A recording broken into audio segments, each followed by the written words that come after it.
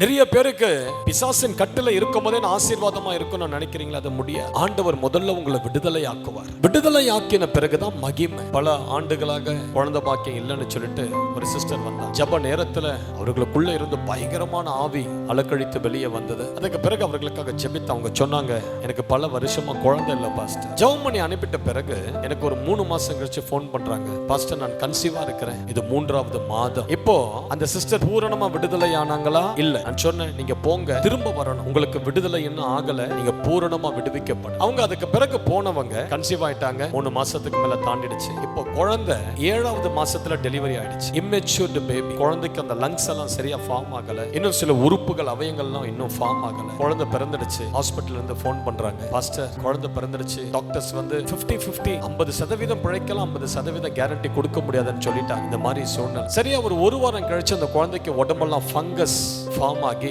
குழந்தை இறந்து போயிடுச்சு. கண்ணீரோடு கேட்டாங்க, ஏன் பாஸ்டர் ஆண்டவர் கொடுத்தாரு, ஏன் இந்த ஆசீர்வாதம் எங்க கைகளுக்கு வராம போயிடுச்சு? நல்லா கேளுங்க, இன்னும் அந்த கட்டிலிருந்து விடுதலை ஆகல. விடுதலை ஆகாம ஒரு ஆசீர்வாதத்தை கர்த்தர் உங்களுக்கு கொடுத்தா, உங்களுக்குள்ள போராடுகிற அந்த ஆவிகள் என்ன பண்ண, அந்த ஆசீர்வாதத்தை அழிச்சு, அந்த ஆசீர்வாதத்துக்கு விரோதமா அவைகள் போராடும். அந்த ஆசீர்வாதத்தை உங்ககிட்ட இருந்து எடுத்துரும். ஏன் இன்னும் வாழ்க்கையில அந்த விடுதலை வரல, இன்னும் சம்பூரணமா அந்த விடுதலை உனக்குள்ள நீ பெற்றுக்கொள்ளல, இன்னும் அந்த கட்டுகள் இருக்குது, இன்னும் பிசாசின் போராட்டங்கள் இருக்குது. இதனால தான் பிசாசின் போராட்டத்தில் இருக்கிறவர்கள் ஆசீர்வாதத்தை பெற்றுக்கொள்ள முடியல. ஆண்டவர் சொல்றாரு, உன்னை விடுவித்துக்கொள், பிற்பாடு மகிமை உண்டா. ஆண்டவருக்கு என்ன ஆசை தெரியுங்களா? தன் ஜனங்களை மகிமைப்படுத்த, தன் ஜனங்களுடைய தலையை உயர்த்த. செப்பனியா 3:20 ஆண்டவர் அதான் சொல்றார், நான் உன்னை கீர்த்தியும் புகழ்ச்சியுமா வைக்க. யோவேல் 2:26 எடுத்து வாசித்து பாருங்க, நீங்கள் சம்பூரணமாய் சாப்பிடணும், நான் திருப்தியாய் நடத்தணும், என் ஜனங்கள் ஒருபோதும் வெட்கப்பட்டு போக கூடாது. ஆண்டவருக்கு இருக்கிற ஆசைலாம் என்ன தெரியுங்களா? உங்கள் ஒவ்வொருடைய தலையை ஆண்டவர் உயர்த்த. நீங்க ஒவ்வொருவரும் நல்லா இருக்கணும், செல்வ செழிப்பா இருக்கணும், எல்லாருக்கும் முன்பதாக தலை நிமிர்ந்து நடக்கணும், வீடு கட்டப்படணும், நிலங்கள் வாங்கணும், உங்க பிள்ளைங்க எல்லாம் ஆசீர்வாதமா இருக்கணும். இதுதான்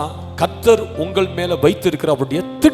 ஆனால் நீங்க விடுதலையை பெற்றுக்கொள்ளாம இந்த மகிமைக்குள்ள வர முடியாது. அதனால தான் ஆண்டவர் சொல்றார், உன்னை நீ விடுவித்துக்கொள், பிற்பாடு உனக்கு மகிமை உண்டா, உன் தலை உயர்த்தப்படும், உனக்கு மகிமை, ஆசீர்வாதம், செழிப்பு, வல்லமை, வரங்கள், கிருபை, தயவு எல்லாம் உன்னை தேடி வரும். எப்பொழுது? உன்னை நீ விடுவித்துக் கொள்ளும் போது.